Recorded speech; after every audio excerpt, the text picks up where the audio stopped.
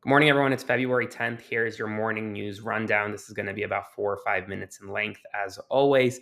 If you have already become a paid subscriber to my channel, thank you so much. Because of your subscription, I am really able to do this almost full time now. So I'm forever grateful for you. If you want to support my work and help me continue doing this work, then click the button below and become a paid subscriber today. Quick programming note: on Tuesday, tomorrow, February 11th at 9 p.m. Eastern Time, we're going to have our first paid subscriber only live on Substack.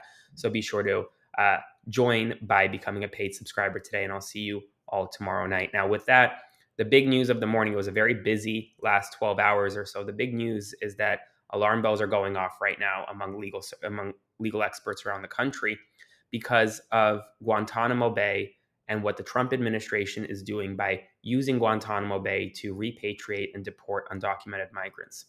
Right now, many legal experts have compared Guantanamo Bay to a quote legal black hole because of the lack of due process rights that undocumented migrants likely have when going to Guantanamo Bay. But that's not all.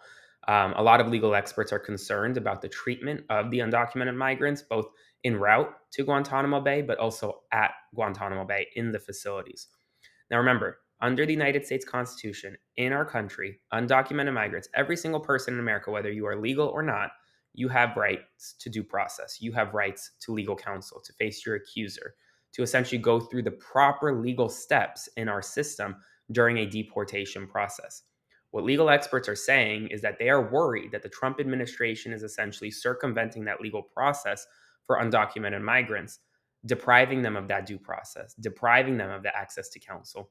And we saw it for the first time overnight in New Mexico. A federal judge blocked an attempt by the Trump administration to deport 3 Venezuelan undocumented migrants from a New Mexico ICE facility to Guantanamo Bay after the attorneys for these 3 Venezuelan migrants said that there are significant concerns that not just that the charges against these migrants are false, essentially that these migrants are not guilty of being in a gang, but also that there are significant concerns over access to legal counsel at Guantanamo Bay. And the federal judge agreed, issuing a temporary restraining order blocking this at least for a week because of the significant legal and due process concerns associated with sending the undocumented migrants to Guantanamo Bay. But that's not all. Senate Democrats this morning are fighting back. They have announced the creation of a new whistleblower website, essentially urging federal employees and agencies across the government to hand over information and blow the whistle on Elon Musk, on Doge, and on Donald Trump. Whistleblowers receive anonymous protection under United States law, heightened protection to encourage them to come forward when they see something illegal or illicit.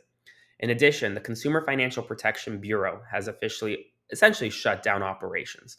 This is the only agency in the country that is meant to protect Americans from essentially price gouging and just gouging generally from big corporations and banks.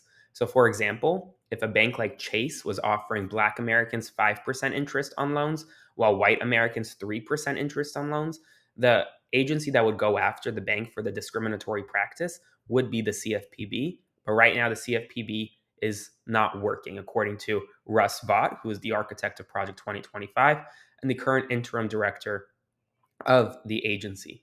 Donald Trump has further announced the United States Treasury Department will stop creating new US pennies given the cost. He says that it takes 2 cents to print a penny, which is worth 1 cent. Overnight, he also railed against Taylor Swift, extremely happy over the fact that she was booed when attending the Super Bowl in New Orleans. So he was very upset. He was very happy about that. He also signed a proclamation asserting that February 9th was the Gulf of America Day as he was flying over the Gulf of Mexico. The Department of the Interior, according to Secretary Burgum, has concluded the process of officially changing the Gulf of Mexico to the Gulf of America, although most companies, most organizations, and even most countries around the world have not changed the fact that the Gulf of Mexico is the Gulf of Mexico. Today is going to be a very busy news day, and I will be providing you updates throughout the day. Quick programming update: I may not have a video update this evening until late because I will be traveling, but I will have text-based updates throughout the day for you. As always, comment below and let me know what you think. And if you want to support my work, the easiest way to do so is by becoming a paid subscriber today. Hang in there, guys. We're going to get through this together.